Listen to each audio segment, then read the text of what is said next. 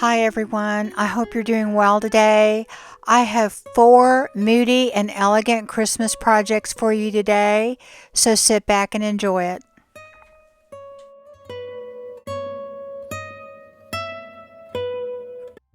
Here I'm using my fabric cast and I am using frames 1 and 2, frames mold 1 and 2.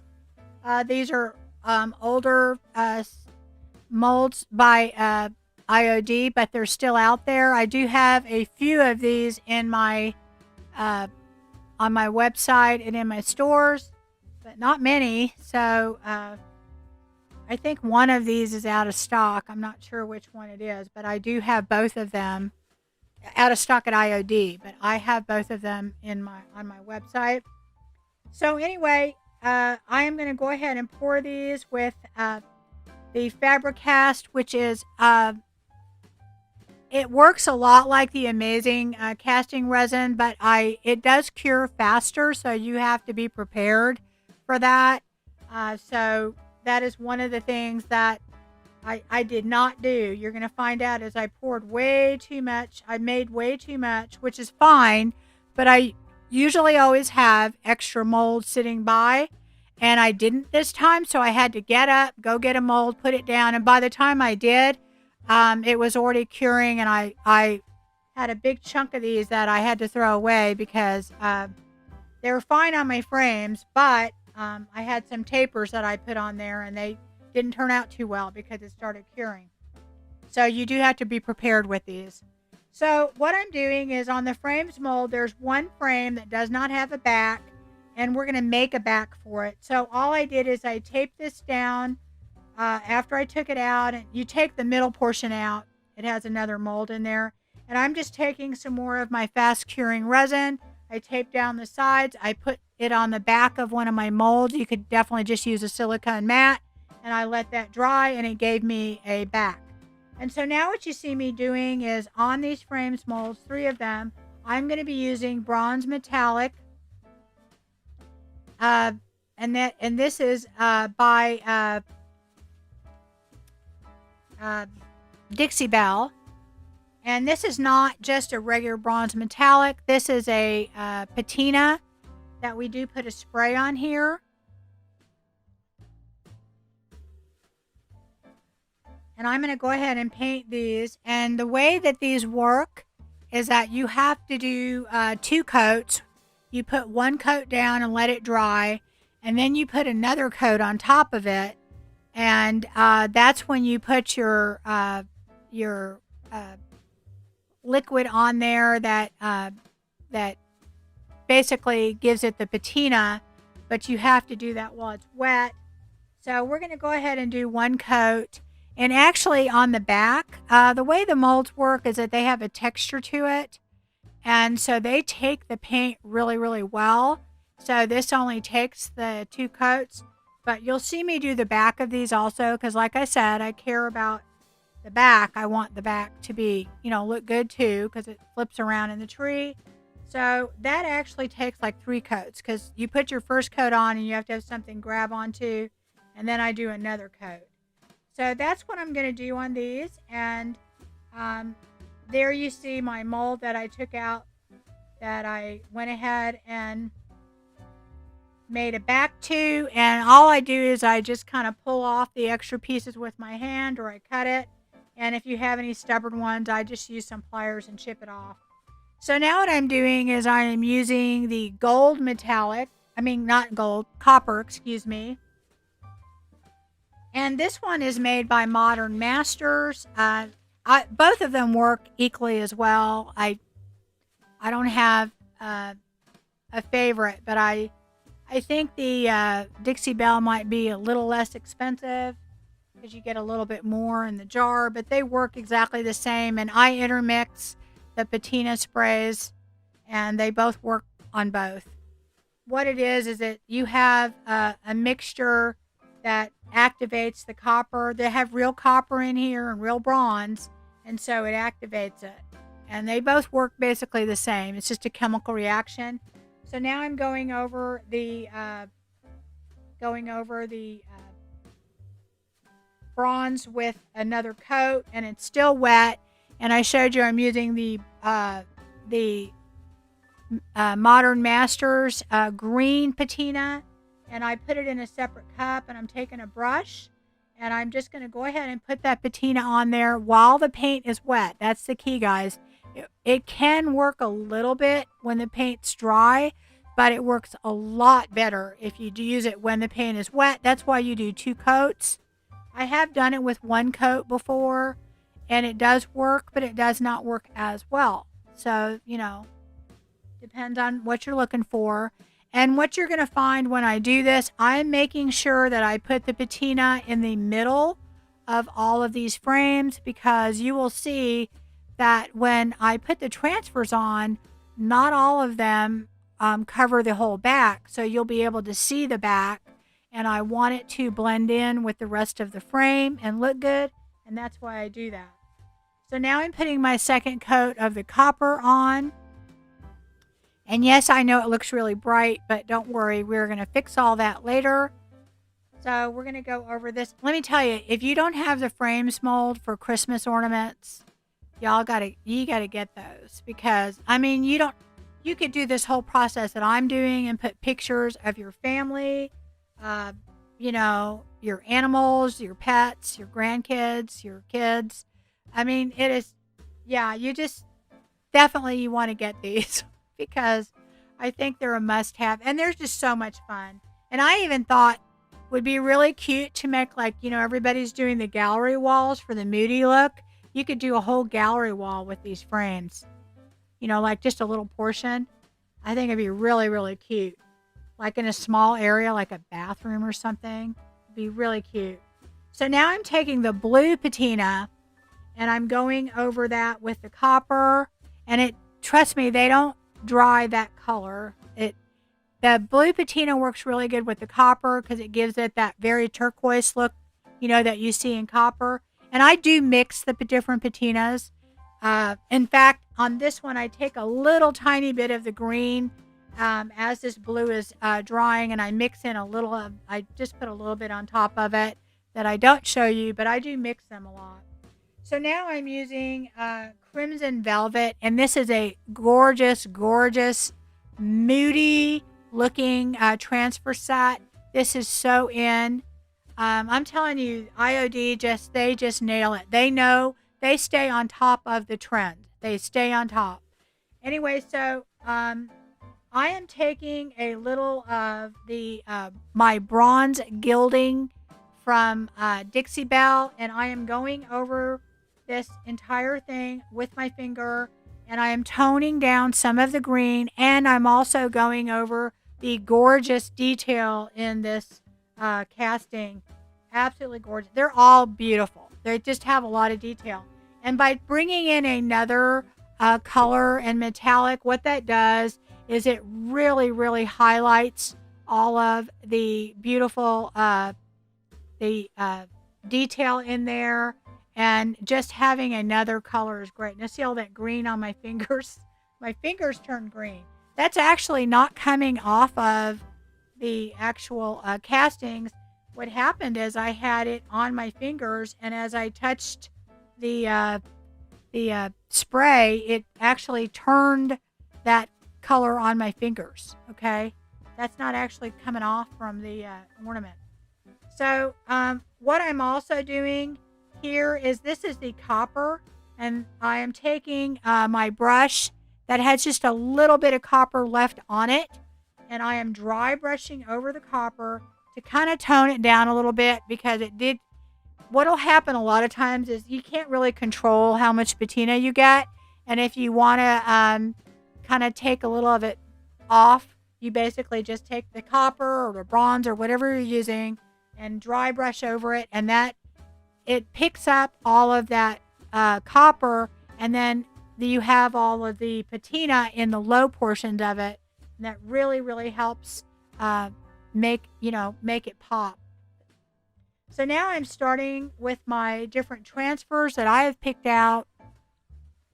And some of these molds or castings are really small. So I kind of had to piece some things together to do this. Some of them I just took off portions. Isn't that cat beautiful? absolutely gorgeous. And so what you're going to do is you're just going to cut them to fit. And a few of these, they kind of overlapped a little bit on the sections. And then I just take my finger sander and sand off the extra. And also, you just take your little rubbing tool and you rub in. If they're concave, you just kind of rub around it and it will get in there really easily. But it's super easy to put the transfers on. And this turned out gorgeous.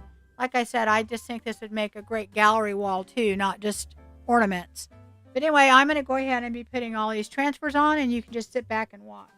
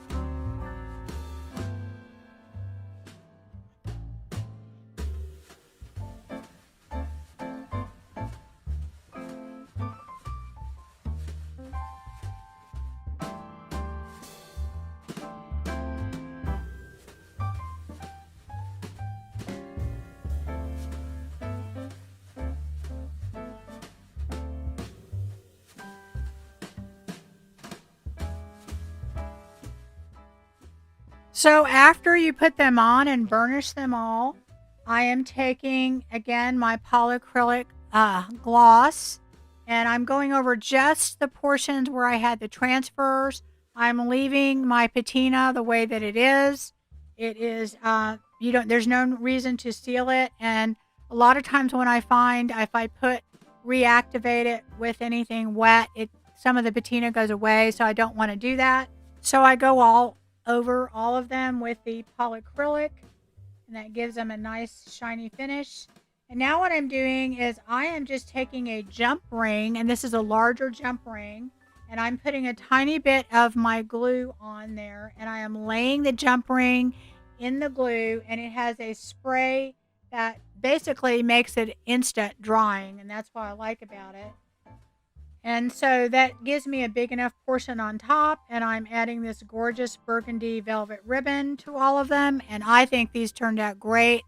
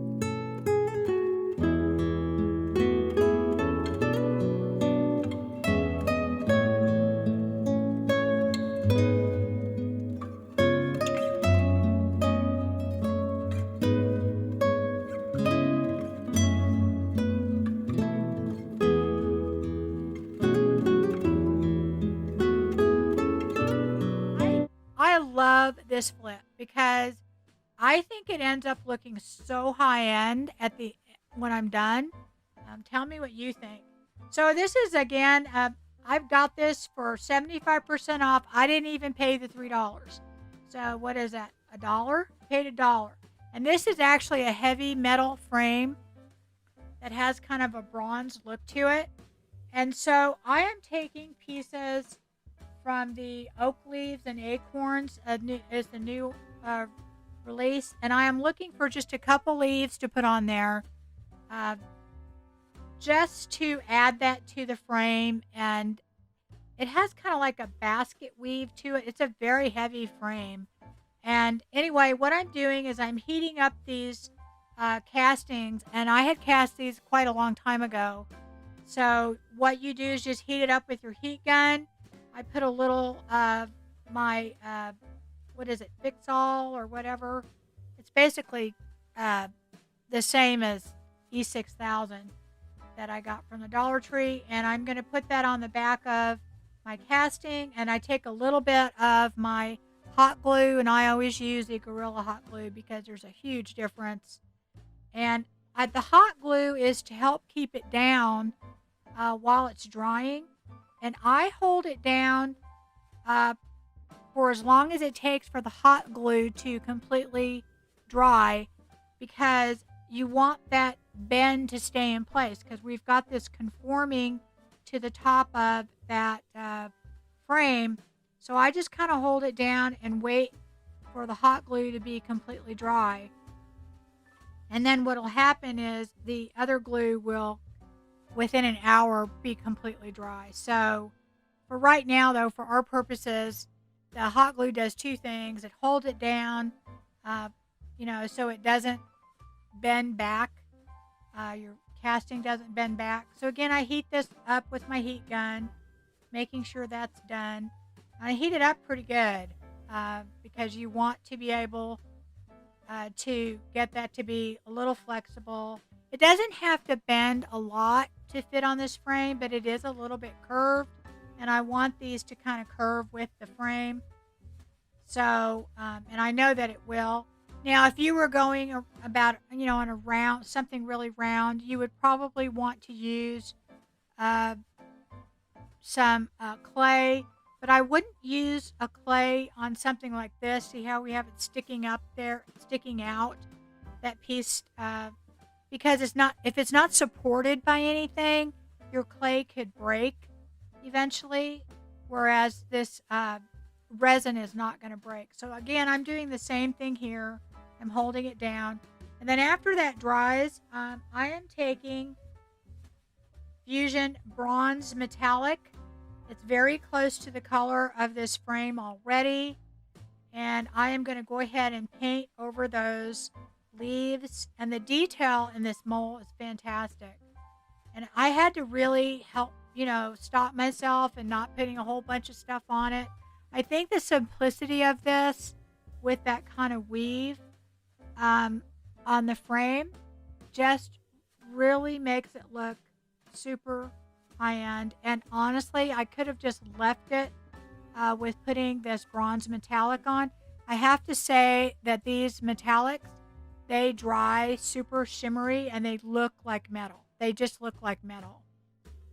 Of course, you could use also, I've used the actual metallics like from Dixie Belle, with the patina. Now what I'm going to do is I am not going to reload that brush. I am going to make sure I get all the edges. I'm not worried about the inside so much. And I did take the glass out on this prior to doing this. I make sure I get all the edges so you don't see any of the white. And it pretty much only takes one coat. And then what I'm going to do is I am just going to dry brush over the rest of the frame. And dry brushing is basically using very little paint. And so what it does is it really ties it all together.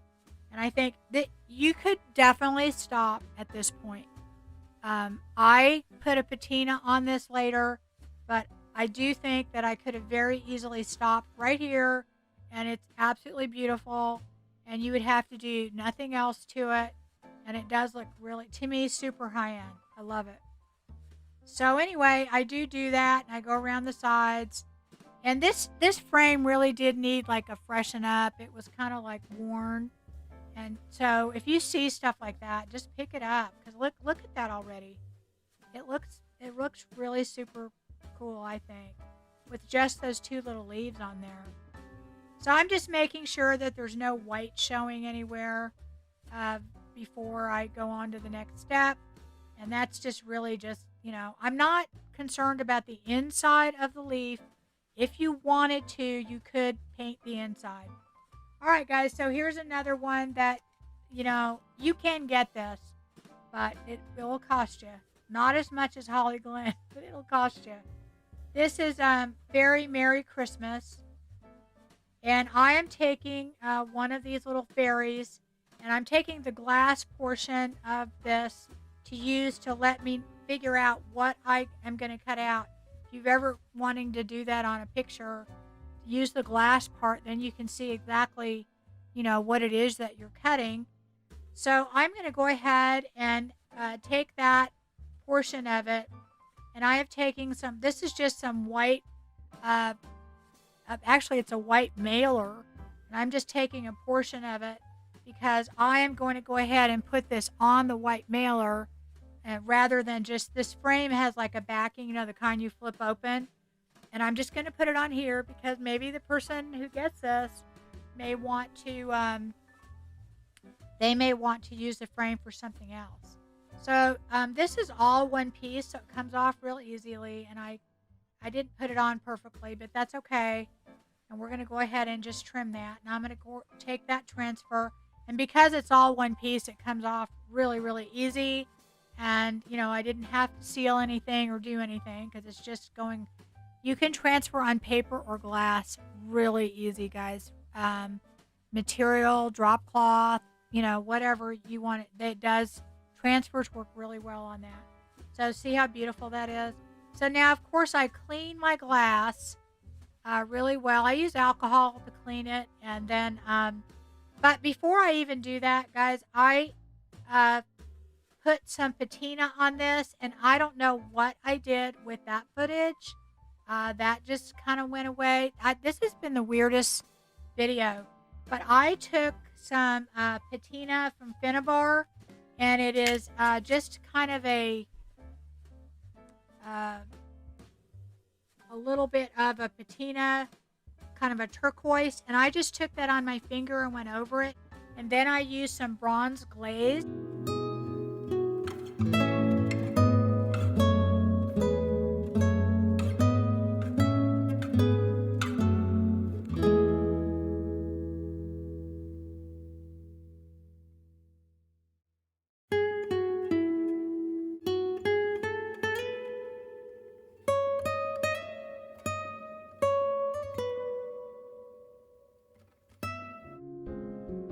We are going to be using some clear resin, and this resin takes about 12 hours to set up to where you can use it.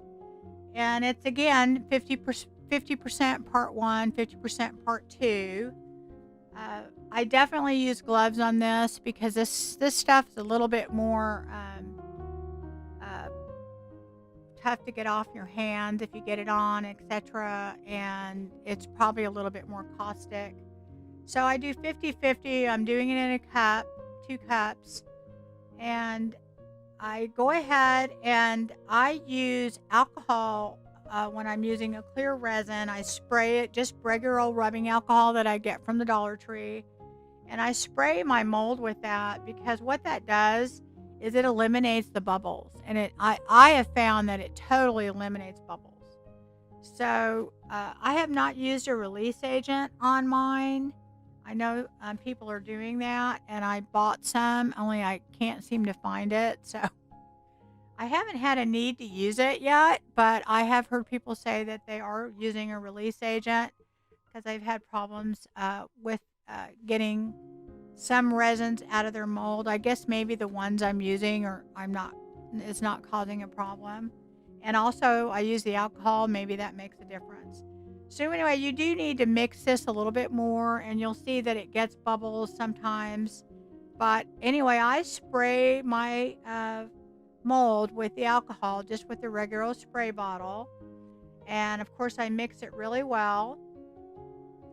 and then I pour it and I leave it overnight usually. And by the next day, this resin is pretty much hard enough that I could definitely use it. I can work with it. It probably maybe needs a few more hours to be completely hard, but it's just it works fine. Usually overnight, I come back to it and it's fine. So anyway, I try not to over pour too much, but I'm not too worried about it. If you do, you just kind of cut off those pieces.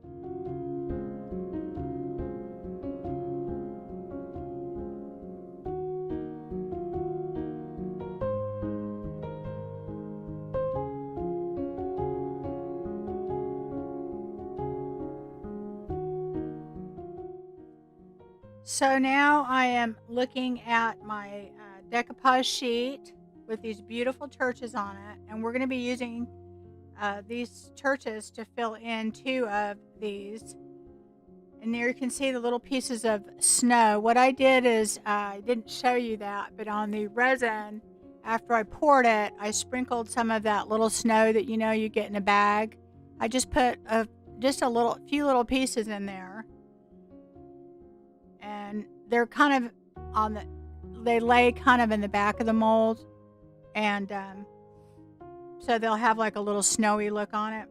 So now what I'm doing is I'm just putting the cloche down, and I'm using my water to go around it, and then I'm going to kind of pull on it and tear it. Of course, you could really just cut around it if you want to, but I find this easy, and I'm not really worried about perfection here. I just want to make sure that the back is covered, and I will go later and trim that up.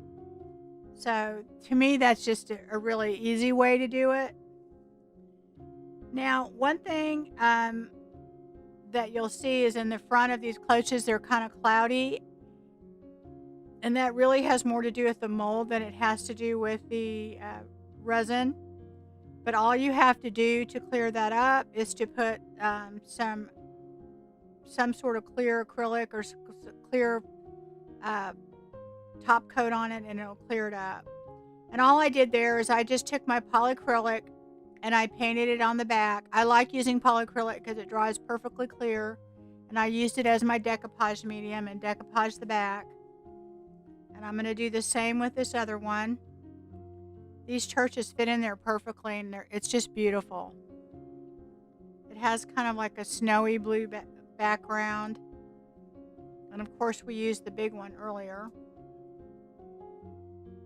So I don't know. I don't think I show you this. Well, yeah, I think I do.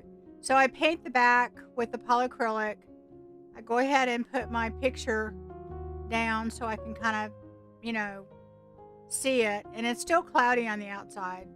Usually I just do all of my coating at the same time, and I go over the top with the polyacrylic, and then I just let it dry.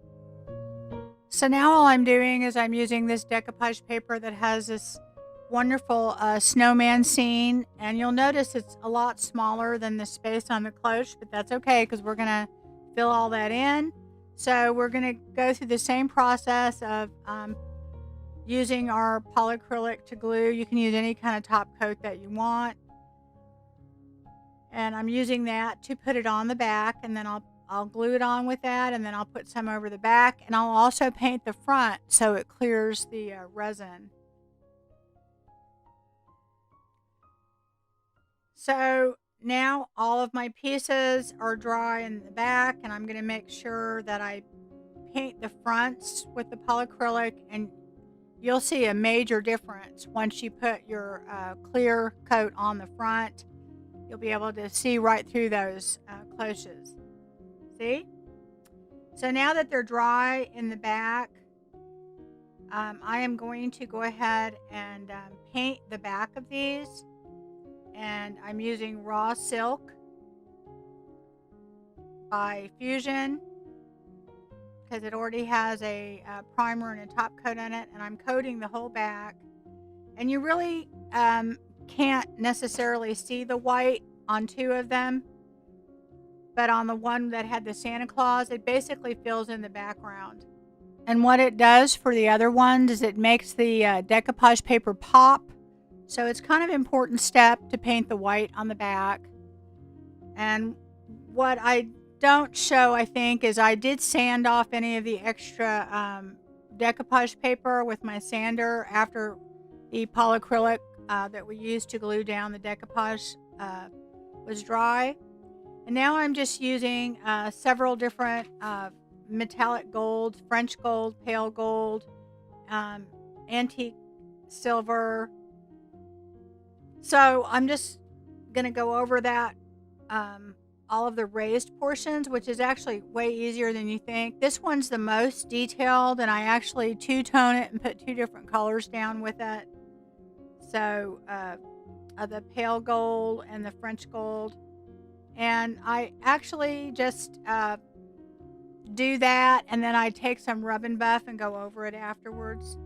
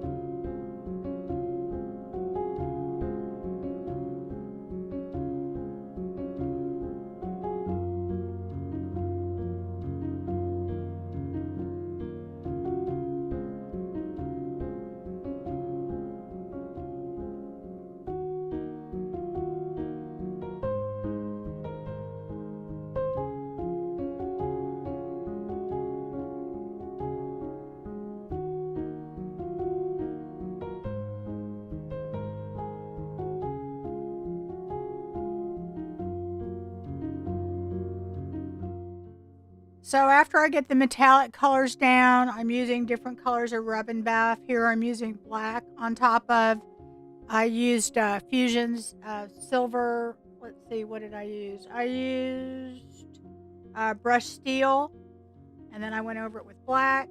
And on this one, I'm using antique gold.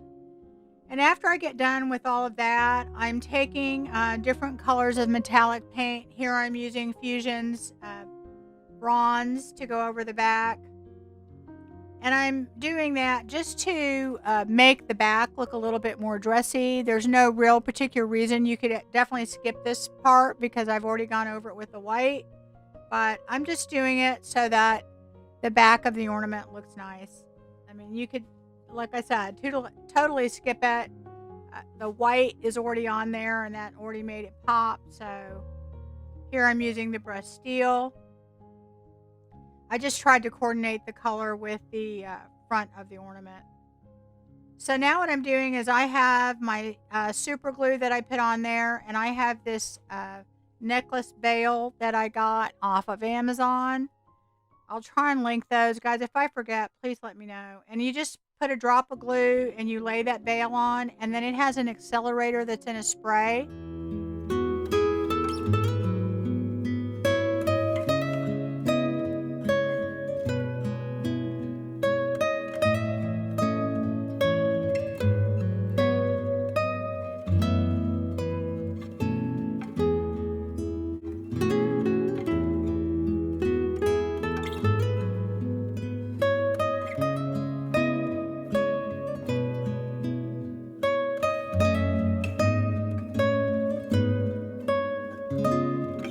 Bought these just recently in a garage sale, and these are 3 little boxes, and I love making these over.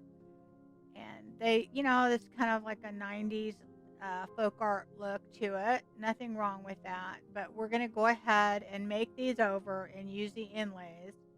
I tape off the inside because I didn't want to have to paint them, but in the end I end up going over them with Dixie Belle's Coffee Bean, which, by the way, matches the color in this inlay.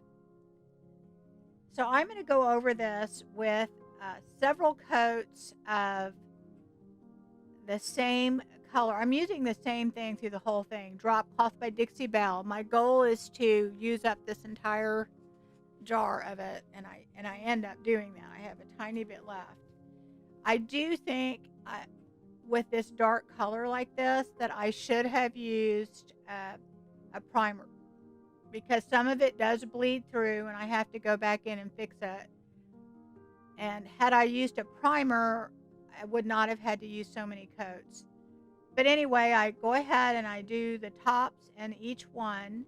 And now I'm going to cut out some pieces that I think will kind of go together.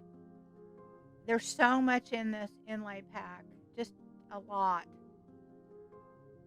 So I decide I found 3 wreaths with different sizes. It's almost as if these were all made to go on these. It's just a happy accident. I found these boxes and these wreaths just go on perfectly.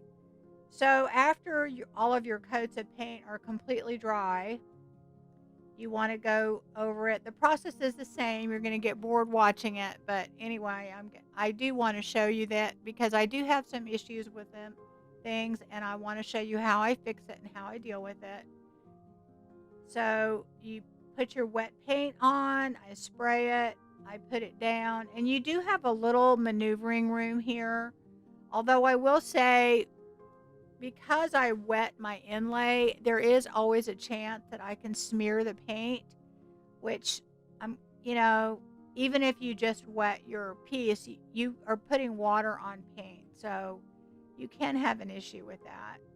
So anyway, what I'm going to do is just lay my inlay down and do the same process where I make sure that that inlay is pressed into the paint. I mist it lightly, and then I take my paper towel and I pull up any excess water, and I also press it into the paint. So I'm just going to repeat that process, and y'all can watch me do that.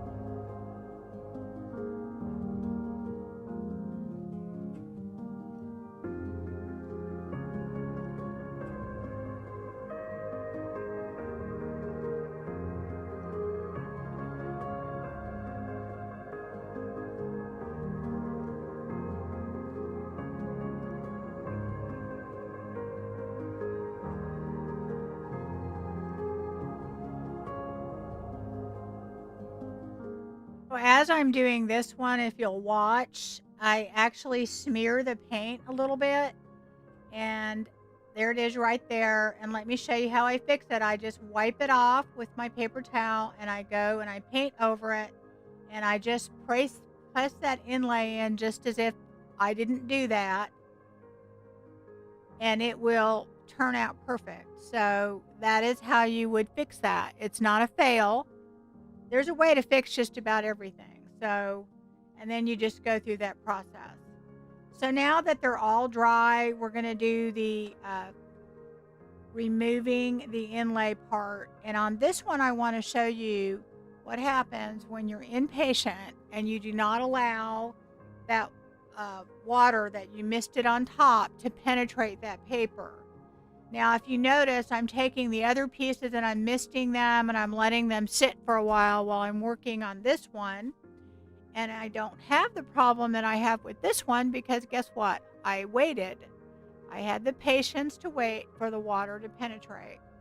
What happens is when you don't do that, like you will see in this corner on the left-hand side, it will start to lift off the paint because the inlay has not released from the paper.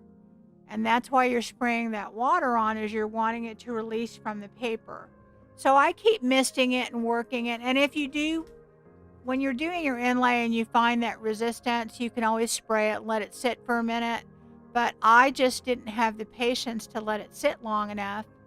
And you will see when I pull this off, there's a little part of it that it takes off the paint that's on there because the paint is attached to the inlay instead of attached to the top of the box. So there it is right there.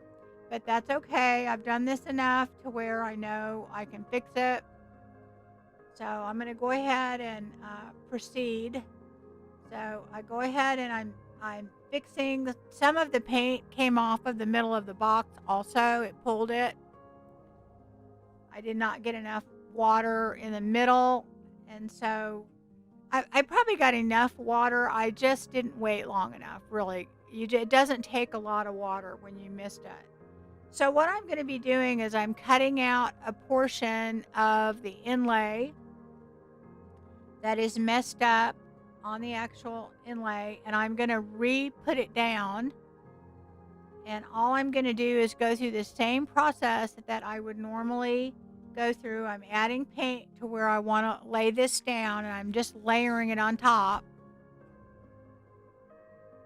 And I'm going to go ahead and just press that down and wet it just as if I was doing it the first time.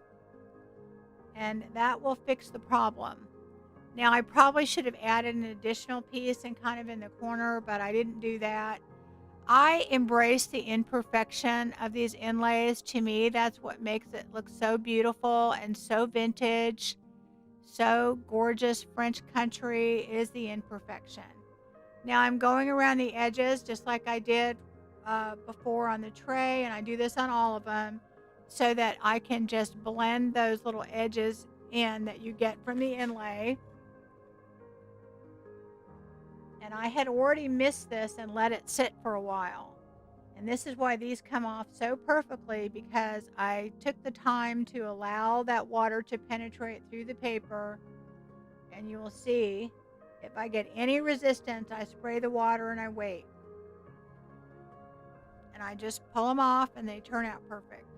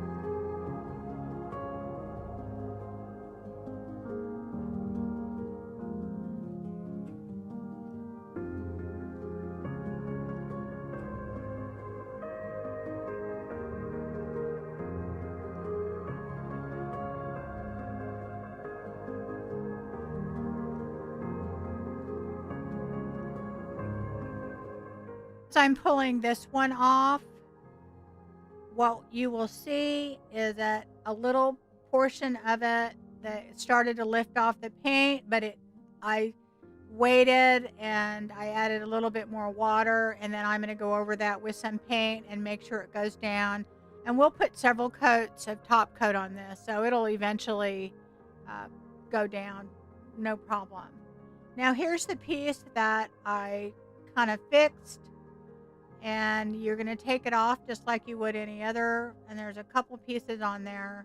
I should have just added one more in that very left hand corner, but I did not, and that's fine. I'm perfectly willing to not have it perfect. And I'm going to go ahead and take the pieces off on the other ones, and you're definitely going to see the one that I smeared and I redid, it turns out perfect. So there's always a way to fix things, and if there's not, just embrace the imperfection, because that, I think, is what makes these inlays perfect, perfectly imperfect, because it gives it such a vintage, gorgeous look when you're done. Very French country and beautiful.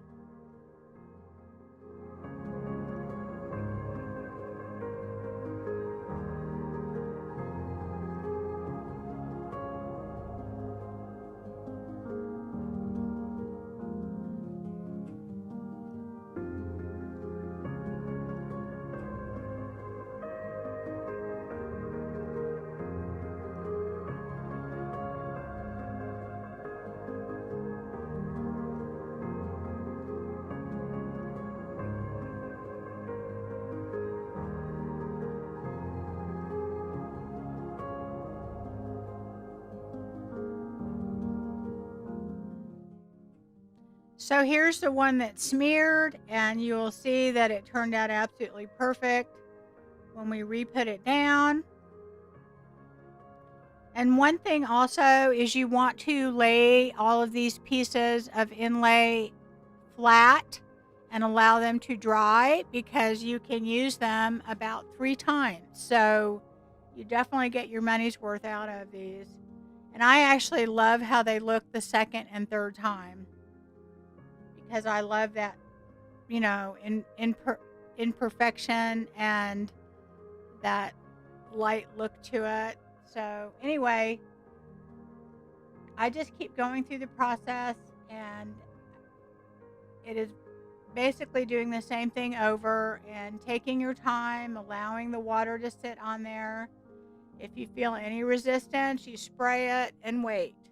Patience is the way to do these. They're not hard. It just takes patience, and I'm a very impatient crafter, so that does get to me.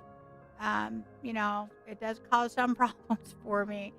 But if you're patient and you're not trying to do a video, this is very easy to do. It's not hard. And I would definitely try it on small pieces first, and you'll be happy with the way it turns out. So now what I'm doing is I am going over all of these pieces with some bronze gilding wax by Dixie Belle. I'm going around all of the edges on the top. I'm going to be going on the bottom edge with the bottoms. And again, I had sprayed these with Krylon Clear Coat, just one quick spray when they're dry, just because I want to keep it from smearing. I know some people brush on their clear coat, but I just don't want to take the chance of it smearing after all that work. And I go around all the edges with this, and I'm not trying to put it on perfect. I want it to look imperfect.